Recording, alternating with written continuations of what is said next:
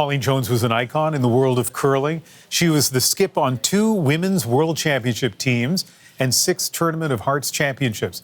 And she was also a shining light off the ice. I have a mic, I'm on a bike, let's go find stories. Jones was a fixture in our homes. She joined the CBC in 1986, serving as a reporter and TV host for nearly 40 years, based in Nova Scotia.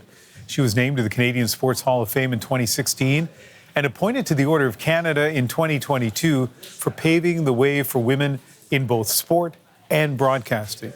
She retired from CBC 2 years ago. I want to play a small sample of Colleen's work. I love my job. I mean, I get to get out and meet other Canadians. It's great fun going into the communities and showcasing their communities. Actually, I thought I would die on my adventures after bungee jumping, you know. I mean, what else? Oh, yum! Fellow Canadians, can I share? Can you believe he's letting me try? Woo! It's done, and it's over. Colleen Jones is on top of the world again. Boy, that video sure captures her spirit. Devin Heroux from CBC Sports joins us from the Olympic curling trials that are underway right now in Halifax. And Devin, the most important event in curling at the moment is taking place in Colleen Jones' hometown. What's it like there tonight? Good evening, Ian. There is immense emotion in this building here tonight, downtown Halifax. If you can believe it, Colleen's soon-to-be daughter-in-law, Marley Powers, on the ice here behind me. Her son, Luke Saunders, is here. There was an emotional tribute before the game honoring Colleen, and everybody was standing and applauding. Her former teammates are here, Ian. They won all of those Scotties together in the early 2000s. This is an immense loss. So many people coming forward as I walk around the concourse talking about Colleen's legacy, sharing a story about Colleen. So, you know, it's quite something that her death happens in the heart of the Canadian Olympic curling trials in her hometown where her curling journey started, Ian. Yeah, you were a close friend of Colleen's. You were with her during her last chemotherapy appointment. What message would she have for our viewers? It was quite something, Ian. Nothing like having Colleen say, interview me right now, and having to flip the script and ask good questions of the skipper. Listen, Colleen was larger than life. She had such a zest for life. She wanted us all to know that we should, firstly, keep on living, keep on rocking, keep on moving, get on a bike, go for a walk, get on the ice. You know, I think Colleen is probably the way she lived best summed up by a quote she had framed in her living room at her house in Halifax. That quote, Ian, said, "Always believe that something wonderful is about to happen." Right until her last breath, she continued to believe in the power of positivity. So the message to Canadians who are mourning tonight is that Colleen would not want us to be sad. She would want us to look at our loved ones, give them a hug, and then keep on living, keep on moving forward, Ian. Yeah, I love that message. And you have some of her former teammates with you? What a night. The band is back together. I mentioned it a second ago that they're all here, the fearsome foursome that won 4 consecutive Scotties Tournament of Hearts together.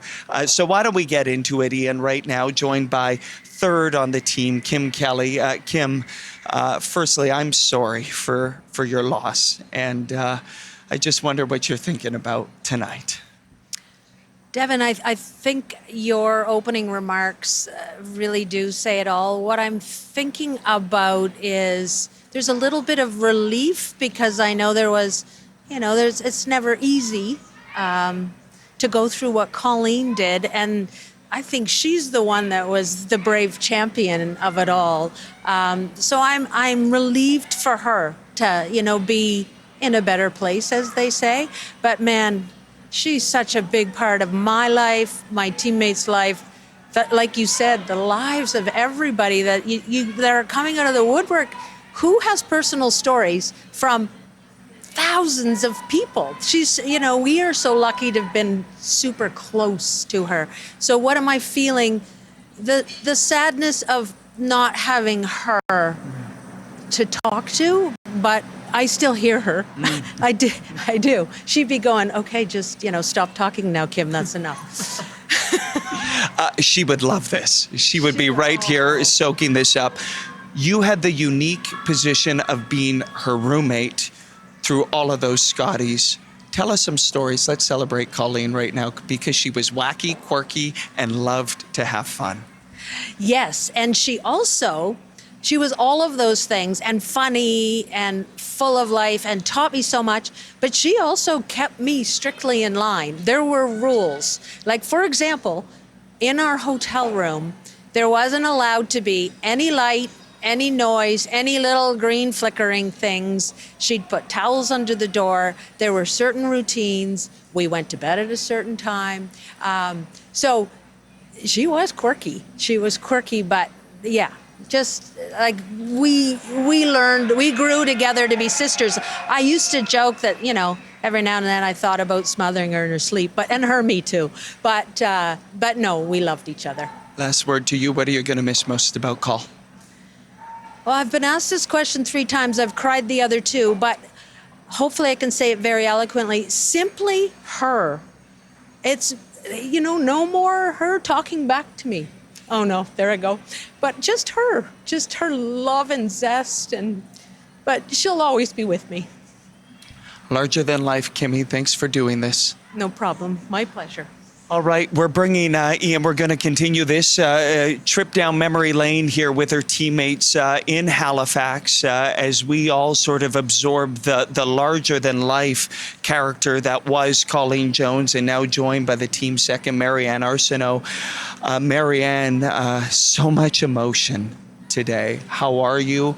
And what has today been like as we all sort of try and process a loss of somebody of Colleen's stature?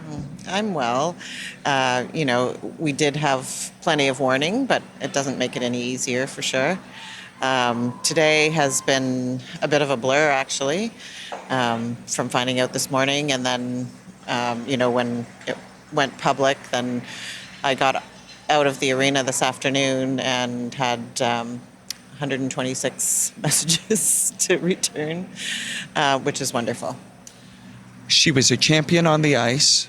She was a champion broadcaster, and she loved her kids. She loved being a mom. From your perspective, how did she manage all of this, Marianne? I have no idea. Just energy. She had so much energy.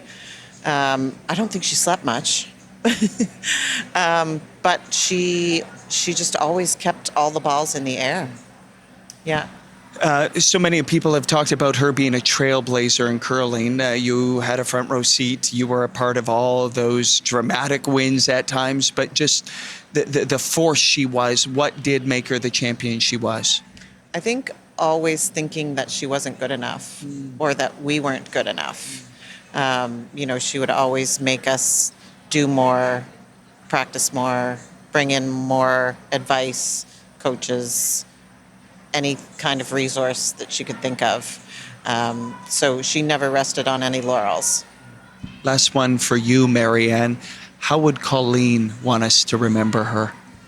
I think she would want us to remember her as a dedicated mother and wife. I think that's her proudest achievement is her sons. That she always gave 100% to everything. I mean, even in her fight with cancer, she overperformed, which seems so like Colleen Jones. Marianne, thank you for this. Thanks, Devin. Marianne Arsenault here, of course, Ian, part of this fearsome foursome, like I said, that won 4 consecutive Scotties at the beginning of the 2000s, and the final member of that team stepping into the fray now here at Scotiabank Arena, Nancy Delahunt. And Nance, we're all taking this in, and how are you remembering your friend tonight? Boy, I mean, we've had a chance to get used to Colleen struggling with this disease, and I thought I would be somewhat ready for it, It seemed that it was devastating when we got the news, but just feeling pretty sad. And loopy today, yeah, it's a sad day. You were here with this tribute, a beautiful tribute. You were here with the family, with Luke. Maybe some thoughts on how everybody is processing this tonight. Yeah, it's hard to say. I mean, this is new news. Although some of us have known for a while, and her battle has just been, she's been exquisite, like with the battle. I think she's outperformed what she should have done. She's done more, had more months, had more time. And how's everyone doing? I think that we are doing it the way that Colleen would want us to do it.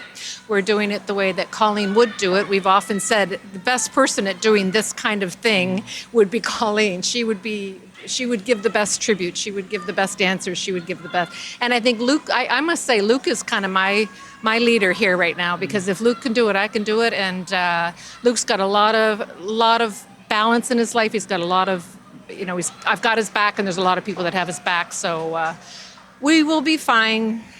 Yeah. Out of all the things she was, and all the admirable things, she was resilient. She was a fighter. What was it like to be in the orbit of Colleen Jones? Because as a friend of hers, I felt anything was possible, and I was invincible in her orbit. It's true. She seemed invincible. I must say there were a couple times when you just have a heavy sigh, sort of saying, more, like we've got to be better. We've got to, because honestly, Kim has said it before, where she would celebrate for maybe a couple of hours, but then it would be looking around the corner to say, how can we get better? Because we need to be better next year, next game, next tournament, or whatever. So, I'm going to miss her example of resilience for sure, but I will insist to myself that I will still follow her example, because, that's a way to honor her. Last one, Nance.